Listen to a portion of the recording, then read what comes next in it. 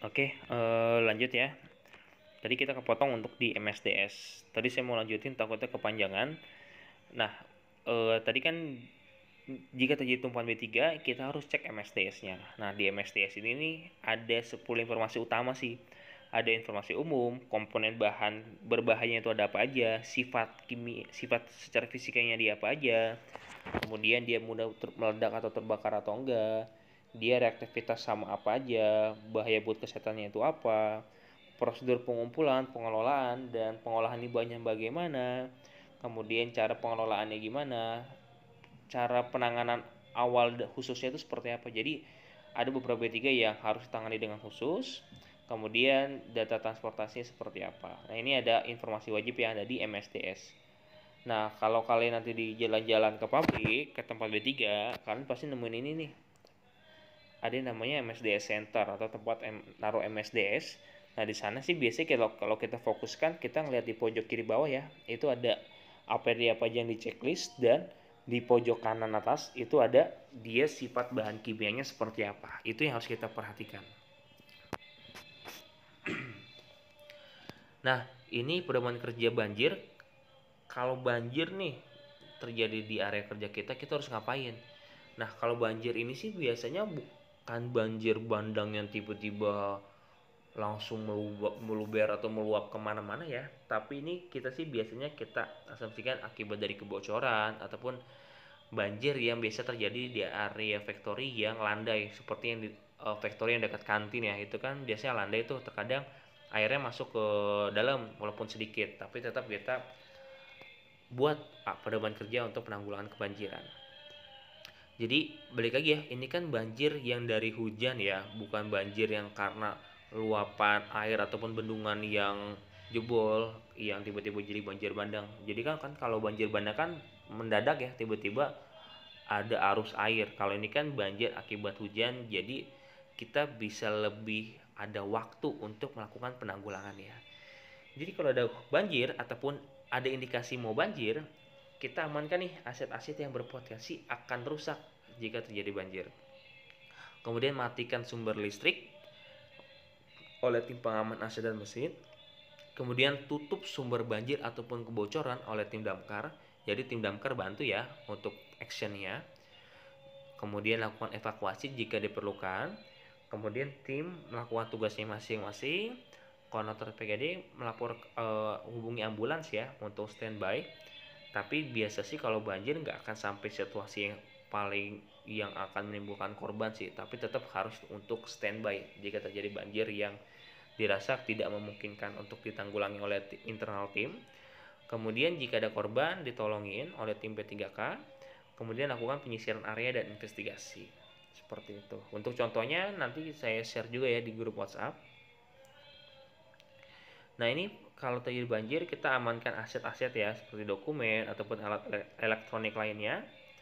Kemudian matiin panel ataupun sumber energi lain agar tidak terjadi konsleting. Kemudian tutup sumber banjir atau sumber kebocorannya. Nah, biasanya kalau setelah ini kan kita tahu nih, oh kekurangan kita dari mana aja nih. Kalau bocor ya bocorannya ditambal ataupun gara-gara talangnya tertutup oleh debu ataupun tanaman. Itu bisa juga sih salah satu faktor bocor masuk ke factory yang menyebabkan banjir. Nah, kita lanjut ke pedoman kerja untuk evakuasi. Jadi ini untuk seluruh orang ya yang ada di area kerja. Kalau ada sirine, jadi evakuasi itu ada beberapa triggernya. Pertama, ada trigger sirine evakuasi berbunyi atau terdapat perintah untuk evakuasi oleh tim evakuasi ataupun tim tanggap darurat yang lainnya. Selama nggak ada dua indikasi itu, nggak ada dua trigger itu, ya nggak perlu evakuasi karena nggak ada perintah dan nggak ada sirine yang mengisyaratkan kita harus untuk evakuasi. Kemudian karyawan mengamankan alat kerja seperti mematikan mesin yang sedang dioperasikan, namun jika memungkinkan ya. Jadi ini tujuannya untuk membantu tim pengaman aset mesin. Jadi kan nggak mungkin ya pengaman aset mesin matiin semua panel ataupun matiin semua mesin yang sedang bekerja. Jadi masing-masing operator bisa langsung membantu mematikan mesin yang sedang dioperasikan. Namun jika memungkinkan ya, karena balik lagi prinsipnya nyawa yang paling utama. Kemudian evakuasi melalui pintu darurat menuju center point, kemudian didata jumlahnya oleh tim evakuasi, kemudian dilaporkan jumlahnya apakah ada orang hilang atau enggak, dilakukan pertolongan oleh tim P3K. Ini simpel ya sebenarnya ya. Nah, ini lanjut nih. Ini sih rangkuman ya dari beberapa SOP jika terjadi keadaan darurat. Yang pertama jelas nggak usah panik, jangan panik. Kemudian tinggalin nih barang bawaan yang dirasa mengganggu selama proses evakuasi. Nah, kemudian khusus jika terjadi gempa bumi, merunduk, berlindung, dan berpegangan ya. Berpegang itu maksudnya berpegang pada benda yang kita bernaung. Kemudian ikuti instruksi dari tim tanggap darurat, ikuti petunjuk evakuasinya, dilarang menggunakan lift, gunakan pintu darurat untuk evakuasi, berkumpul di center point, dan jangan kembali sampai dengan situasi dinyatakan aman. Jadi ini penting banget ya untuk dipahami, jangan sampai situasi masih bahaya ternyata HP kita ketinggalan di dalam. Main masuk-masuk aja, justru kita akan berpotensi untuk menjadi korban. Seperti itu. Nah, terus bagaimana Pak kalau kita pengen simulasi? Nah, ini dia flow-nya. Pertama kita tentu ini kita mau simulasi apa dulu. Simulasinya boleh gabungan nggak Pak? Kebakaran sama gempa bumi? Boleh, nggak ada masalah. Tergantung kreativitas dari masing-masing K3L. Kemudian kita buat skenario-nya.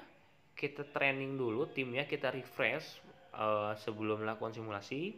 Kemudian lakukan persiapan simulasi, pelaksanaan simulasinya, kita evaluasi apa saja yang sudah baik dan apa saja yang perlu ditingkatkan. Kita buat laporan, selesai. Ini untuk pedoman simulasi. Oke, sampai sini dulu. Jika ada yang ingin ditanyakan, bisa langsung tanyakan di grup WhatsApp ya. Karena di sini materinya cukup banyak. Sebenarnya ini materi training ya. Jadi saya sampaikan di perkuliahan ini juga nggak ada masalah. Nanti jika ada pertanyaan bisa tanyakan di grup WhatsApp. Ada beberapa video juga yang saya share di sana. Oke, see you. Terima kasih. Assalamualaikum.